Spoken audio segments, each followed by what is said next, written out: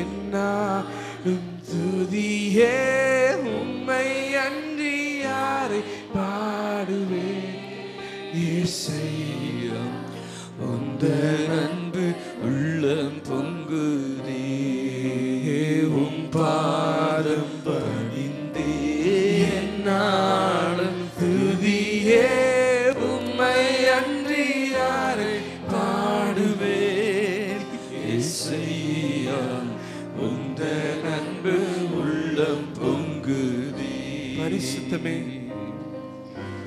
பரிசுத்தமே பரவசமே பரனே சருளே பரம்பொருளே தேடினதான் கண்டடைந்தே பாடிட பாடல்கள் ஈந்தரித்தீ தேடினதான் கண்டடைந்தே பாடிட பாடல்கள் ஈந்தரித்தீ சொல்லுங்க உம் பாதம் பணிந்தே என்னாலும் துதியே உம்மை அன்றி யாரை பாடுவேன் ஒருவரே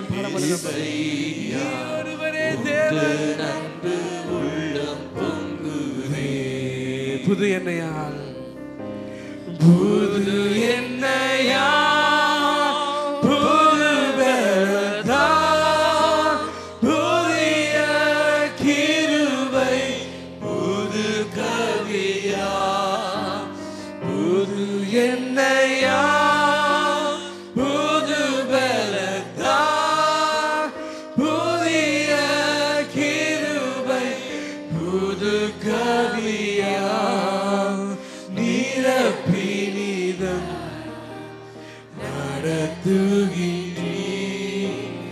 நூதன சாலைகள் சேர்த்திடுவீர் நிரப்பினிதம் நடத்துகிறீர் நூதன சாலைகள் சேர்த்திடுவீர்.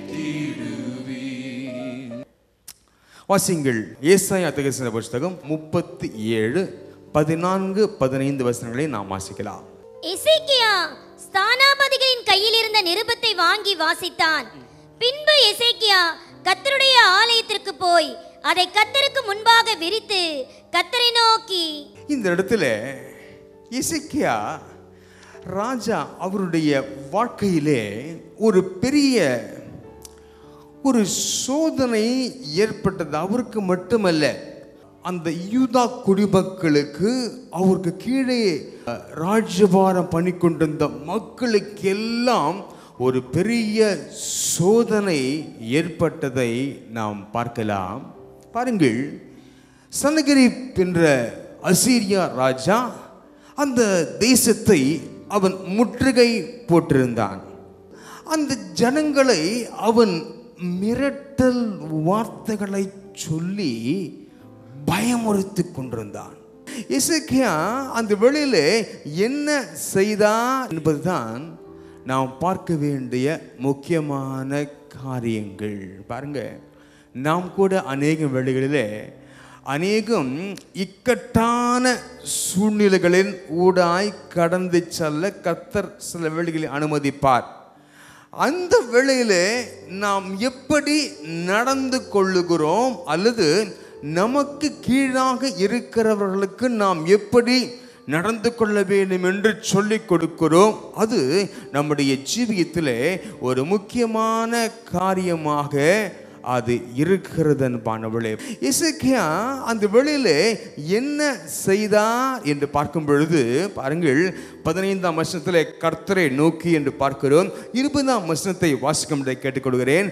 இப்போதும் எங்கள் தேவனாகிய கர்த்தாவே, நீர் ஒருவரே கர்த்தர் என்று பூமியின் ராஜ்யங்கள் எல்லாம் அறியும்படிக்கு எங்களை அவன் கைக்கு நீங்களாக்கி ரட்சியும் என்று விண்ணப்பம் பண்ணினான். இந்த வேளையிலே எசேக்கியா அசீரிய ராஜாவை எதிர்த்து போராடுவதற்கு யுத்த தளவாடங்கள் எல்லாம் ஆயத்தம் செய்வதை விட்டுவிட்டு பாருங்க, குடிகள் எல்லாம் பயந்து கொண்டிருக்கிறார்கள். அந்த வேளையிலே இவர் கர்த்தருடைய ஆலயத்திலே சென்று ஜெபிக்க ஆரம்பிக்கிறார், விண்ணப்பம் செய்ய ஆரம்பிக்கிறார் என்று பார்க்கிறோம். பாருங்கள், எசேக்கியாவின் விண்ணப்பத்திற்கு தேவன் என்ன பதிலை கொடுத்தார் என்பதுதான் இன்றைக்குரிய செய்தியாய் காணப்படுகிறது.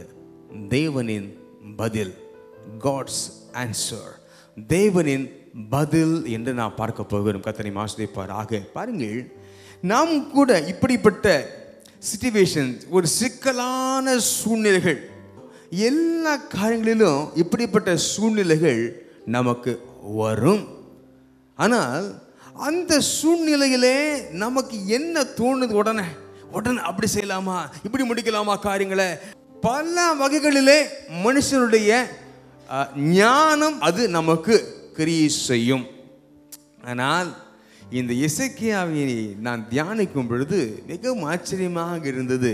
கர்த்தருடைய சமூகத்திலே அந்த எசேக்கியா சென்று அவர் விண்ணப்பம் செய்ய ஆரம்பித்தார் என்று பார்க்கிறோம். அந்த நிருபத்தை வாங்குறாரு.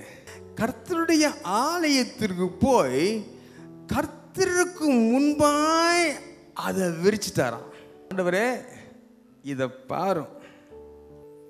உதாரணமாக கோர்ட்லேருந்து ஏதாவது நோட்டீஸ் வந்திருக்கலாம், அல்லது ஏதாவது ஒரு நோட்டீஸ் பேங்க்லேருந்தோ பல இடத்துல இருந்தோ உங்களுக்கு ஏதாவது உங்களை இக்கட்டுக்குட்படுத்துகிற காரியங்கள் வந்திருக்கலாம். நாம் நேராக சென்று கர்த்தருடைய பாத்திர அதை விரித்து, ஆண்டவரே நீர் பாரும், ஆண்டவரே வானத்தையும் பூமியும் உண்டு பண்ணின தேவன், நீர் சர்வ வல்லமையுள்ளவர், நீர் இறங்குவீராக என்று எசேக்கியாவை போல நாம் ஜெபிப்போம் என்றால் தேவனுடைய பதில் அது உடனே வந்து நம்மை விடுவிக்கிற தேவனாக இருக்கிறார் என்பதிலே சற்றும் சந்தேகமில்லை அன்பானவர்களே. ஆனால் ஜெபிக்கும் பொழுது ஜெபிக்கிற ஜனங்களுக்கு அவரிடத்திலிருந்து தேவன் ஒரு காரியத்தை எதிர்பார்க்கிறார். அது என்ன? வாசிங்கள். ஏசாயா 38ஆம் அதிகாரம் 3ஆம் வசனத்தை வாசிங்கள். ஆ கர்த்தாவே, நான் உமக்கு முன்பாக உண்மையும் மன உத்தமமாய் நடந்து உமது பார்வைக்கு நலமானதை செய்தேன் என்பதை நினைத்தருளும் என்று விண்ணப்பம் பண்ணி எசேக்கியா மிகவும் அழுதார். பாருங்க, இன்னொரு சமயத்தில் எசேக்கியா ஜெபிக்கும் பொழுது என்ன சொல்லி ஜெபிக்கிறார் தெரியுமா? ஆண்டவரே, உமக்கு முன்பாக நான் உண்மையாக நடந்திருக்கிறேன், உமது பார்வைக்கு உமக்கு முன்பாக உண்மையும் உத்தமமாக நடந்தேன் என்று சொல்லி பாருங்க. எசேக்கியா ஜெபிக்கும் பொழுது கர்த்தர் எசேக்கியா ஜெபித்த ஜெபங்களுக்கு எல்லாம், இந்த ஒரு ஜெபத்துக்கு அல்ல, எல்லா ஜெபங்களுக்கும் கர்த்தர் பதிலை கொடுத்து அந்த எசேக்கியாவை கனப்படுத்துகிற தேவனாக அவர் காணப்படுகிறார். இந்த வேளையிலும் நாம் இன்றைக்கு சில ஜெபங்களை தேவ நேராக ஏறெடுக்க போகிறோம். ஆகவே ஆண்டவரே, நான் உமக்கு முன்பாக மன உத்தமமும் உண்மையுமாய் நடப்பேன், உமது பார்வைக்கு முன்பாக நலமானதையே செய்வேன். எசேக்கியா விண்ணப்பம் செய்த பொழுது தேவன் எப்படி பதிலை கொடுத்தார்? வாசிக்கலாமா? ஏசாயா 37ஆம் அதிகாரம் 30ஆம் வசனத்தை வாசிங்கள். உனக்கு அடையாளமாய் இருப்பது என்னவென்றால், இந்த வருஷத்திலே தப்பி பயிராகிறதையும் 2ஆம் வருஷத்திலே தானாய் விளைகிறதையும் சாப்பிடுவீர்கள். 3ஆம் வருஷத்திலோ விதைத்து அறுத்து திராட்சை தோட்டங்களை நாட்டி அவைகளின் கனிகளை புசிப்பீர்கள். அந்த சோதனை காலத்திலிருந்து கர்த்தர் எசேக்கியாவையும் அந்த மக்களையும் விடுதலையாக்கின பின்பதாக அவர்களுக்கு எப்படிப்பட்ட ஆசீர்வாதங்கள் வரப்போகிறது என்பதை குறித்து கர்த்தர் அழகாக பேசுகிறார். பாருங்க, அசீரியரிடத்திலிருந்து நான் உங்களை விடுதலையாக்குவேன் என்று கர்த்தர் சொல்கிறார். அதற்கு பின்பதாக உங்களுடைய ஜீவியத்தில் பல ஆசீர்வாதங்கள் வரப்போகிறது என்று கர்த்தர் பேசுகிறார்.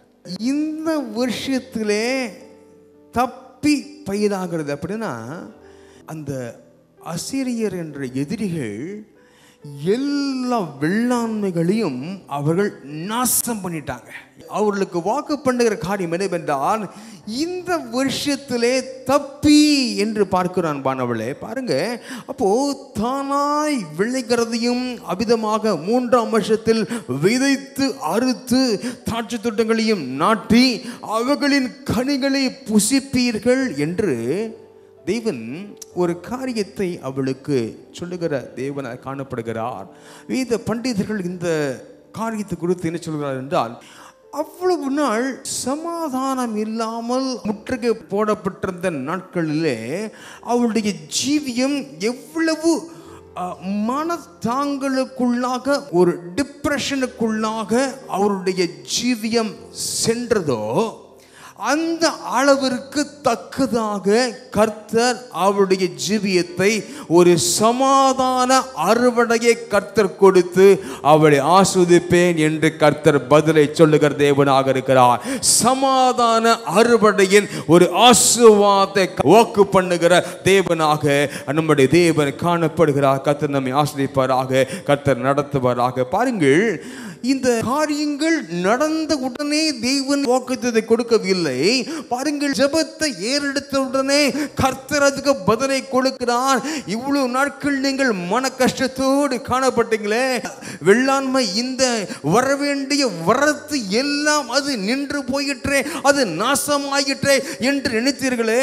இந்த பஞ்சத்தின் எதிரிகளினாலே நாசமாக்கின அந்த காரியம், இதனுடைய தாக்கம் இந்த வருஷம் மட்டுமல்ல, அடுத்த வருஷம் மட்டுமல்ல, 3ஆம் வருஷத்திலும் இருக்கும் என்று உங்களுடைய ஜீவியத்திலே நீங்கள் நினைத்திருந்தாலும், இப்பொழுது அடைந்த நஷ்டத்தை நான் எப்பொழுது சரிக்கட்ட போகிறேன் என்று நினைத்திருந்தாலும், கர்த்தர் இந்த வேளையிலே சொல்லுகிற தேவனாய் காணப்படுகிறார். ஒரு சமாதான அறுவடையின் ஒரு ஆசீர்வாதத்தை கர்த்தர் வைத்திருக்கிறேன் என்று தீர்க்க தரிசனமாய் தேவன் சொல்லுகிறார். ஆண்டவரே, இனிமேல் நாங்கள் எப்படி சமாதானமாய் வாழ்வது என்று அவளை கர்த்தர் நோக்கி கேட்டிருக்கலாம். ஆண்டவரே, என் குடும்பத்திலும் வேலையிலும் வியாபாரத்தில் நடந்து கொண்டிருக்கிற காரியங்களை பார்த்தால் இனி சமாதானமா இருப்பது ஒரு கூடாத காரியமா இருக்கிறதே என்று அந்த நேரத்தில் ராஜாவும் மக்களும் தேவன் நோக்கி அவர்கள் கண்ணீரோடு மன்றாடினார்கள். கர்த்தர் அந்த ஜெபத்தை கேட்டதை நாம் பார்க்கலாம். அன்பானவளே, அவர்களுக்கு இறங்கின அதே தேவன்தான் இன்றைக்கும் நம்முடைய மத்தியிலே வந்திருக்கிறார். நமக்கும் ஒரு பெரிய சமாதானத்தின் அறுவடையை, நமக்கு ஏற்பட்ட நஷ்டங்களை கர்த்தர் மாற்றி நாம் எதிர்பார்க்கிற அந்த முன்னேற்றத்தை கர்த்தர் நமக்கு தருவானாக. கர்த்தர் நம்மை ஆசீர்வதிப்பாராக. எசேக்கியாவின் ஜெபத்திற்கு பதில் கொடுத்த அதே தேவன் இந்த வேளையில் வந்திருக்கிறார். அவர் நமக்கு பதில் கொடுக்க ஆயத்த இருக்கிறார். கர்த்தரை ஆசீர்வதிப்பாராக. இரண்டாவது தேவனுடைய பதில் என்ன? வாசியுங்கள் 37ஆம் அதிகாரம் ஏசாயா 31ஆம் வசனத்தை வாசியுங்கள். யூதா வம்சத்தாரில் தப்பி மீந்திருக்கிறவர்கள் மறுபடியும் கீழே வேர்பற்றி மேலே கனி கொடுப்பார்கள். தேவன் சொல்ற இந்த காரியம் கொஞ்சம் வித்தியாசமானதாக இருக்குது. தப்பி மீந்திருக்கிறவர்கள் மறுபடியும் கீழே வேர் பற்றி மேலே கனி கொடுப்பார்கள். எப்படி? வேர் எப்பவும் கீழே தான் இருக்கும், மேலே இருக்காது. கனி எப்பவும் மேலே தான் வரும், கீழே இருக்காது. பாருங்க, இந்த இடத்துல தேவன் அதை அவர் சொல்லுகிறார். அப்போ இந்த இடத்துல அந்த எதிரிகள் அவர்கள் அழித்த காரியங்கள், அவர்கள் பட்சித்து போட்ட அந்த காரியங்கள், அதை பார்த்தா மறுபடியும் இந்த ஜனங்க தலை எடுக்க முடியவே முடியாது என்ற விதமான சூழ்நிலை மனுஷனுடைய பார்வையிலே காணப்பட்டது. பாருங்க, ஒரு நாடு ஒரு நாட்டினாலே அழிக்கப்படும் என்றால் அந்த நாடு மறுபடியும் தலை நிமிர்வதற்கு எழும்புவதற்கு இத்தனை ஆண்டுகள் ஆகும் என்று மனுஷ கணக்கு இருக்கிறது. ஆனா இந்த இடத்துல பாருங்க, தேவன் சொல்லுகிற காரியம் என்னவென்றால், அவன் பட்சித்தது பட்சித்து போட்டும், ஆனால் தப்பி மீந்திருக்கிறவர்கள் மறுபடியும், அப்படின்னா அவருடைய ஜீவியத்தில் இவ்வளவு நாள் அவர்கள் கொண்டிருந்த அந்த வேரே அசைக்கப்பட்டு விட்டது, அந்த கனிகள் பறிக்கப்பட்டு விட்டது.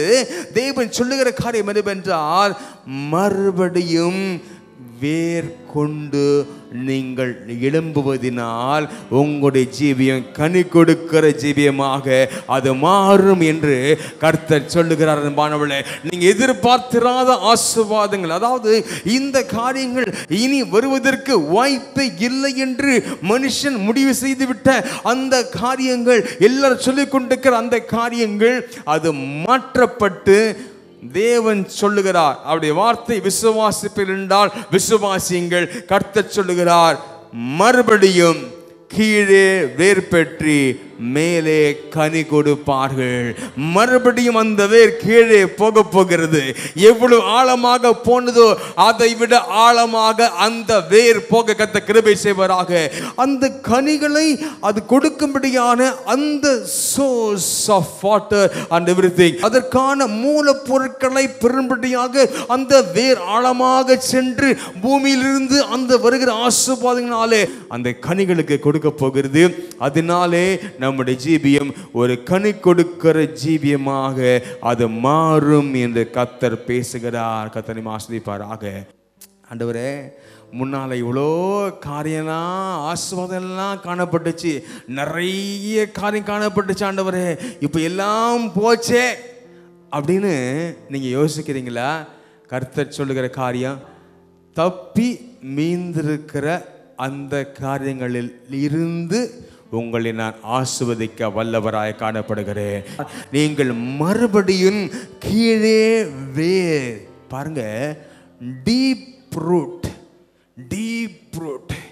எவ்வளவு நீங்கள் இவ்வளவு நாள் நீங்கள் ஆழமாய் இருந்தீர்களோ அதை காட்டிலும் ஸ்திரமாக நான் உங்களை நடத்தி, எவ்வளவு நாள் நீங்கள் கொடுத்த கனிகளை காட்டிலும் அதிக கனிகளை நான் கொடுக்க செய்கிற தேவனாக இருக்கிறேன் என்று கர்த்தர் சொல்கிறார். இந்த சோதனையிலே இந்த சத்துரு எல்லாத்தையும் அழிச்சுட்டானே என்று நீங்கள் கவலைப்பட வேண்டாம். கர்த்தர் ஆசீர்வதிக்க தேவனாக இருக்கிறார். அப்போ இரண்டாவதாக தேவன் சொல்கிற ஆசீர்வாதம் என்னவென்றால், ஆச்சரியமான ஆசீர்வாதங்களை கட்டிடவே என்று சொல்கிறார்.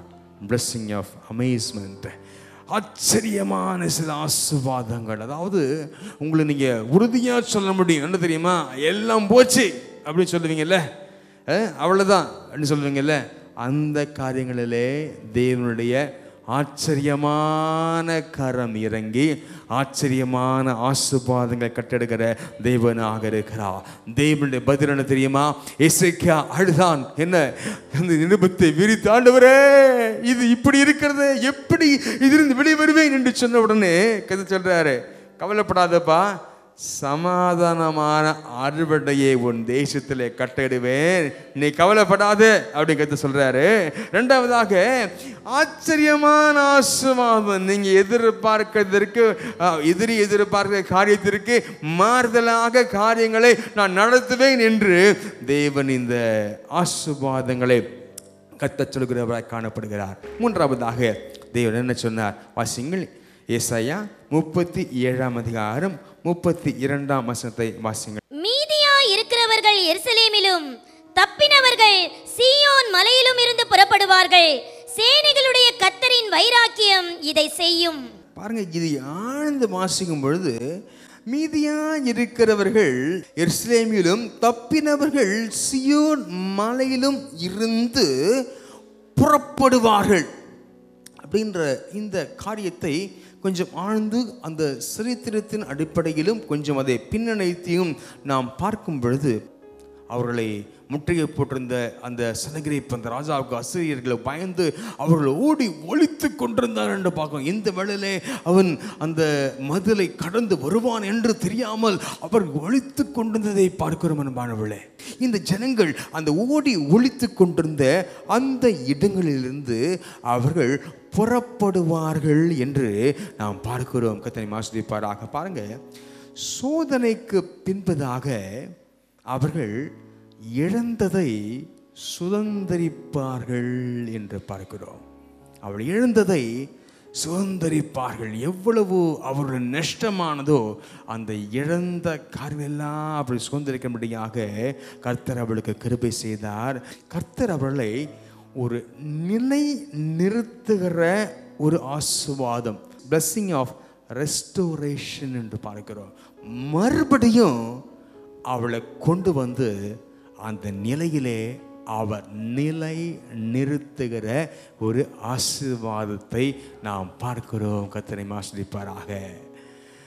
இந்த நிலையிலிருந்து நாம் பல காரியங்களுக்கு பயந்து பல இடங்களுக்கு ஓடி ஒளிந்தோமோ, கர்த்தர் அதை மாற்றி தேவன் ரெஸ்டோர் பண்ணுவார், நிலைநிறுத்துவார் என்று நாம் விசுவாசிக்க வேண்டும். பாருங்கள், வேதத்தை ஆராய்ந்து பார்க்கும் பொழுது இந்த காரியத்தை ஏற்கனவே தீர்க்கதரிசனமாக தேவன் சொல்லியிருக்கிறாராம். வாசிங்கள், ஏசாயா 9:7 வாசிங்கள் பார்க்கலாம். தாவீதின் சிங்காசனத்தையும் அவனுடைய ராஜ்யத்தையும் அவர் திடப்படுத்தி அதை இது முதற்கொண்டு என்றென்றைக்கும் நியாயத்தினாலும் நீதியினாலும் நிலைப்படுத்தும்படிக்கு அவருடைய கர்த்தத்துவத்தின் பெருக்கத்துக்கும் அதன் சமாதானத்துக்கும் முடிவில்லை. சேனைகளின் கர்த்தருடைய வைராக்கியம் இதை செய்யும். பாருங்கள், அந்த கடைசி வார்த்தை இந்த வசனத்திலும் பாருங்க, சேனையுடைய கர்த்தரின் வைராக்கியம் இதை செய்யும். தேவன் அந்த 9:7 தீர்க்கதரிசனம் உரைத்தாரே. என்ன உரைத்தார்? மறுபடியும் உன்னை நிலைப்படுத்தும்படிக்கு என்று சொன்னாரே. அந்த தீர்க்கதரிசனத்தை தேவன் இந்த 37ஆம் அதிகாரத்திலே அவளுக்கு தேவன் நிறைவேற்றின தேவனாய் காணப்படுகிறார். கர்த்தரை ஆசீர்வதிப்பாராக. பாருங்க, தேவன் நமக்கு சொல்லுகிற காரியம் என்னவென்றால், தேவன் நமக்காக வைராக்கியம் பாராட்டுவாராக. ஆண்டவரே, எனக்காக நிற்கிறதுக்கு பேசுறதுக்கு மனுஷன் இல்லை ஆண்டவரே, அவனால் பேச முடியாது. நீரே எனக்காக வைராக்கியம் பாராட்டும். கர்த்தரின் வைராக்கியம் இதை செய்யும். என்னுடைய மகன் அவன் விழுந்து போனான் என்று சொல்லுகிறார்களே, இல்ல இல்ல இல்ல இல்ல இல்ல, நான் அவனை ரெஸ்டோர் பண்ணுவேன், நான் என் மகளை ரெஸ்டோர் பண்ணுவேன், மீண்டுமாக நிலை நிறுத்துவேன் என்று கர்த்தர் சொல்லுகிறார். கர்த்தருடைய வைராக்கியம் இதை செய்யும். மீண்டும் நிலை நிறுத்துகிற ஒரு ஆசீர்வாதத்தை கர்த்தர் கட்டளையிட்டிருக்கிறாரே. அவளுக்கு யூத ஜனங்களுக்கு செய்த அதே தேவன் இன்றைக்கு நமக்கும் தேவன் செய்தல்வராக, நமக்கும் செய்தல்வராக. சோதனைக்கு பின் ஒரு மேன்மை, சோதனைக்கு பின் ஒரு மேன்மையை கர்த்தர் கட்டளையிட்டு நிலைநிறுத்தும் ஆசீர்வாதத்தை கர்த்தர் நமக்கு தருவாராக. கர்த்தர் நம்மை ஆசீர்வதிப்பாராக.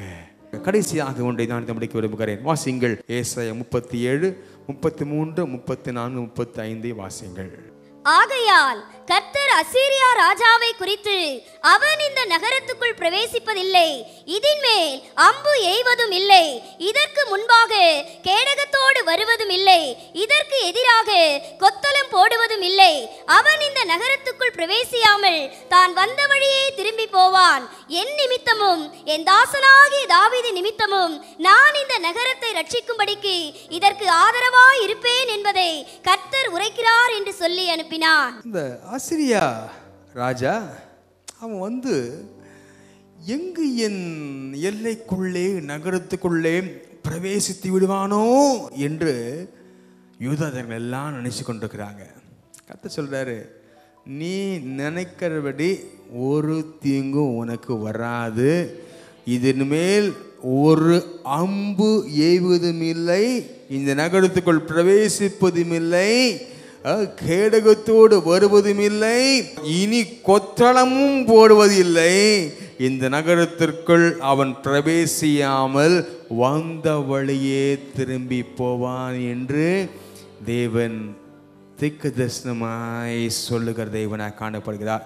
இதெல்லாம் எந்த பட்சத்திலே நிறைவேறும் என்று பார்க்கும் பொழுது 35ஆம் வசனத்திலே, இந்த நகரத்தை ரட்சிக்கும்படிக்கு இதற்கு ஆதரவாய் இருப்பேன் என்று கர்த்தர் சொல்கிறார். தேவ ஆதரவின் ஆசீர்வாதம், blessing of divine support, தேவனுடைய ஆதரவின் ஆசீர்வாதம் என்று பார்க்கிறோம். மாணவர்களை கர்த்தர் நடத்துவாராக. தேவன் நமக்கு ஆதரவாய் இருக்கிறார். மனுஷன் என்ன செய்வான்? ஹல்லேலூயா, ஹல்லேலூயா. அவர் ஆதரவு கொடுத்துட்டாருன்னா வேற யார் ஆதரவு அவசியம்? எத்தனை பேர் விசுவாசிக்கிறீங்க? அவர் ஆதரவு வந்தால் போதும். ஹல்லேலூயா. 2 நாளாக 32:21 வசனம் விதமாக சொல்லுகிறது, சனகரிப் செத்த முகமாய் தன் தேசத்திற்கு திரும்பினான் என்று பார்க்கணும். இதே காரியம் நாங்கள் சொல்லப்பட்டிருக்கிறது. என்ன தெரியுமா? ஏசேக்கியா ஜெபத்தை கர்த்தர் பதில் கொடுத்த காரியம் என்ன தெரியுமா? இனிமே கொத்தரம் போடுவதும் இல்லை, அவன் தன் வழியே திரும்பி போவான் என்று கர்த்தர் சொன்னதுமல்லாமல் ஒரு காரியத்தை தேவன் சொல்றாரு. எப்படி தெரியுமா திரும்பி போவான்? உனக்கு எதிராக கொக்கரித்தான் அல்லவா, உனக்கு எதிராக அப்படி செய்வேன் இப்படி செய்வேன் சொல்லி நெஞ்ச நிமிர்த்தினான் அல்லவா. தேவன் சொல்றாரு, செத்த முகமாய் தன் தேசத்துக்கு திரும்பினான் என்று பார்க்கிறோமே. கர்த்தர் அவருடைய ஆதரவினுடைய அந்த விளைவை, அந்த பலனை நாம் பார்க்கலாம். தேவன் நமக்கு எதிராக வருகிற மக்கள், அவ்விதமாக எதிராக கங்கணம் கட்டின மக்கள், அவருடைய உருளை நெஞ்ச நிமிர்த்தி வார்த்தைகள் தடித்த வார்த்தைகளாக பேசியிருக்கலாம். கர்த்தர் சொல்லுகிறார், செத்த முகமாக. ஹல்லேலூயா. கர்த்தர் அவளை மாறச் செய்து பாருங்க, கர்த்தர் நம்மோடு என்ற அந்த வார்த்தையை கர்த்தர் நிறைவேற்றுவாராக. கர்த்தர் நம்மை ஆசீர்வதிப்பாராக. கர்த்தர் நடத்துவாராக. என்ன சப்போர்ட் பண்றதுக்கு ஆள் இல்லைன்னு சொல்றீங்களே? இல்ல, நம்மை சப்போர்ட் பண்ணுவதற்கு, நமக்கு ஆதரவு கொடுப்பதற்கு நம் தேவன் இருக்கிறார். இந்த வேளையில கர்த்தருடைய வல்லமை இறங்குகிறது. கர்த்தருடைய வல்லமை இறங்குகிறது இயேசுவின் நாமத்தில். ஹல்லேலூயா. தேவன் நமக்கு ஆதரவாய் காரியங்களை செய்வாராக. நமக்கு ஆதரவாய் காரியங்களை செய்வாராக. தேவனுடைய ஆதரவை நாம் பார்க்க கர்த்தர் கிருபை செய்வாராக. எழுத்தின்படியே பாருங்க, செத்த முகமாய் தன் தேசத்திற்கு போனான் என்று பார்க்கிறோமே, அந்த வார்த்தை கர்த்தர் நிறைவேற்றுவாராக. நமக்கு எதிராக வந்தவர்கள், நமக்கு எதிராக திட்டம் திட்டினவர்கள், அவளை தேவன் அவள் முன்பாக தேவன் நம்மை மேன்மைப்படுத்துவாராக. கர்த்தர் நம்மை ஆசீர்வதிப்பாராக. ஹல்லேலூயா, ஹல்லேலூயா, ஹல்லேலூயா, ஹல்லேலூயா. தேவன் நமக்கு ஆதரவாக இருந்தார். எசேக்கியாவுக்கு ஆதரவாக இருந்தார். யூதா ஜனங்களுக்கு ஆதரவாக இருந்தார். அதுபோல நமக்கும் ஆதரவாக இருப்பாராக. கர்த்தர் நம்மை ஆசீர்வதிப்பாராக. எங்கள் இயேசுக்கு நல்ல பிதாவே, உம்முடைய பரிசுத்த நாமத்தை துதிக்கிறோம் ஐயா. ஆண்டவரே, எசேக்கியாவின் நாட்களிலே கிரியை செய்த அதே தேவனுடைய வல்லமை இன்றைக்கும் கிரியை செய்கிறது என்று விசுவாசிக்கிறோம் ஐயா. ஆண்டவரே, ஒரு சமாதான அறுவடையின் ஆசீர்வாதத்தை எசேக்கியாவின் ஜெபத்தை கேட்டு நீ கொடுத்த தேவன். ஆண்டவரே, அந்த சமாதானத்தை நீ எனக்கு கட்டளையிடுவீராக. ஒரு பெரிய அறுவடை எனக்காக காத்திருக்கிறது என்று விசுவாசிக்கிறோம் ஐயா. மனுஷங்க எதிர்பார்த்து கொண்டிருப்பார்கள், ஆண்டவரே எனக்கு பஞ்சம் தான் வரும், எனக்கு அது கிடைக்காது நினைத்துக் கொண்டிருக்கிறாள் ஐயா. ஆனால் நீர் கொடுக்கிற ஆசீர்வாதத்தினாலே பஞ்சம் அல்ல, பட்டினி அல்ல, ஒரு குறைவு அல்ல, ஒரு பெரிய அறுவடையின் ஆசீர்வாதத்தை நீ கொடுக்க போகிற நம்மை துதிக்கிறான். நிலைநிறுத்தி ஆஸ்வதிப்பீராக. ஆண்டவரே, தேவன் நீர் வைராக்கியம் பாராட்டுவீராக. உம்முடைய ஆதரவு இருக்கும் பொழுது மனுஷனுடைய காரணம் ஒன்று செய்ய முடியாது என்று பார்க்கிறோம் ஐயா. உடைய கரம் கூட இருக்கட்டும், ஆஸ்வதியும் காத்துக்கொள்ளும். இயேசுவின் நாமத்தில் பிதாவே, amen, amen, amen. Pastor P. Stephen அவர்களால் ஸ்தாபிக்கப்பட்ட பல்லாவரம் அப்போஸ்தல கிறிஸ்தவ சபை அவருடைய மறைவுக்கு பின் பாஸ்டர் எஸ். விசுவாசம் அவர்களால் தொடர்ந்து நடைபெற்று வருகிறது. ஒன்றுமில்லாமையில் ஆரம்பிக்கப்பட்ட இந்த சபையானது இன்றைக்கு ஆயிரக்கணக்கான ஆத்துமாக்களை கொண்டதாக மாற கர்த்தர் கிருபை செய்தார். உங்களுடைய பிரச்சனைகளுக்காகவும் ஜெப குறிப்புகளுக்காகவும் மேலும் 24 மணி நேரமும் ஜெபிக்க நாங்கள் ஆயத்தமாக இருக்கிறோம். போதகரை நேரில் சந்தித்து ஜெபித்துக் கொள்ள நீங்கள் உடனே எங்களோடு தொடர்பு கொள்ளுங்கள். நீங்கள் தொடர்பு கொள்ள வேண்டிய முகவரி பாஸ்டர் எஸ். விசுவாசம் அப்போஸ்தல கிறிஸ்தவ சபை, 12A ஈஸ்வரி நகர், பல்லாவரம், சென்னை 43. தொலைபேசி எண் 22642299.